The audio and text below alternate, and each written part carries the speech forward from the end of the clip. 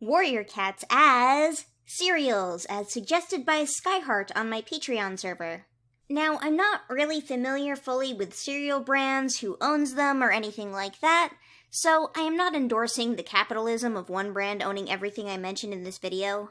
I also might refer to some cereals by generic names, or no proper names at all because I can't remember them. Let's get started. I think you guys know the rules of what this is about by now.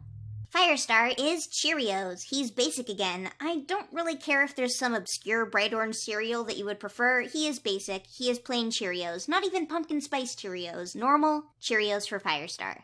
Gray Stripe is Chex. Sandstorm is Pops. Ravenpaw is Corn Flakes. Blue Star is Blueberry Cheerios. Longtail is Rice Krispies. Dustpelt is Raisin Bran. He also won't let his children eat anything but Raisin Bran. Dark Stripe is mildly disgusting Pop-Tarts breakfast cereal that I wanted to trust but shouldn't have because Pop-Tarts are already gross. Likewise, Maple Shade is Kashi Berry breakfast cereal that made me sick for an entire week. Tiger Star is Honey Smacks. Not only does nobody actually want to eat these compared to more colorful and interesting cereals, apparently they're also one of the worst cereals for you in sheer amount of sugar included. Actually, even worse than some of the ones that are like 90% food coloring. I looked it up. The ultimate villain of cereals and the ultimate villain of Warrior Cats. Leopard Star is Kix. Thornclaw is Honey Nut Cheerios. Brackenfur is Multigrain Cheerios. And Cinderpelt is Cocoa Pebbles. Ashfur is Captain Crunch, the kind that doesn't have any crunch berries, that always scratches up the roof of my mouth and angers me. Tawny Pelt is Apple Jacks. Brambleclaw is shredded wheat cereal that seems good at first, but then it absorbs all the milk halfway through eating it. Leafpool is Cinnamon Toast Crunch. This answer is unrelated to shrimp products, because this video was, written a little while ago. Squirrel Flight is the Oops All Berries style of Captain Crunch. It still absolutely destroys the roof of my mouth, but I still like it. Feathertail is life. Crowfeather is Boo-Berry. Crowfeather probably also tastes like food coloring. Hawkfrost is Frosted Flakes. Mothwing is French Toast Crunch because the pieces look like her face. Jayfeather is off-brand Cheerios that are packaged to look like they're somehow better than Cheerios even though they're created and taste identical. Hollyleaf is Cinnamon Chex. Lion Blaze is Cookie Crisp because they're disappointing. Dovewing is Honeycombs because they're soft, ideally. Sometimes they're not soft, but from the premise of Honeycombs, Dovewing is Honeycombs. Ivy Pool is Cocoa Puffs. Clear Sky is Special K. Thunder is Wheaties, the kind that always have the athletes on the front.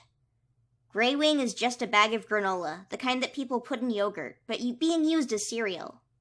Windrunner is Almond Bunches of Oats. River Ripple is Milk in a Bowl. He's just the milk. He's not the cereal. Tall Shadow is S'mores. Starflower is Lucky Charms. Berry Nose is Reese's Peanut Butter Cereal. Bumblestripe is Oreos because they look good, but they actually taste like Oreos. Flametail gets to be the Pumpkin Spice Cheerios. Hawkwing is Cracklin' Oat Bran. Leaf Star is Waffle Crisps. Bristlefrost is Fruity Pebbles. Shadowsight is this weird wizard off-brand Lucky Charms that Aldi's sells. Rootspring is Trix. Spotfur is Rice Krispies.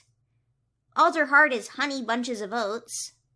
And Needletail is this Neopet cereal that I saw in the store and looked longingly at as a preteen, knowing it would both make me sick and my mother would never buy it for me.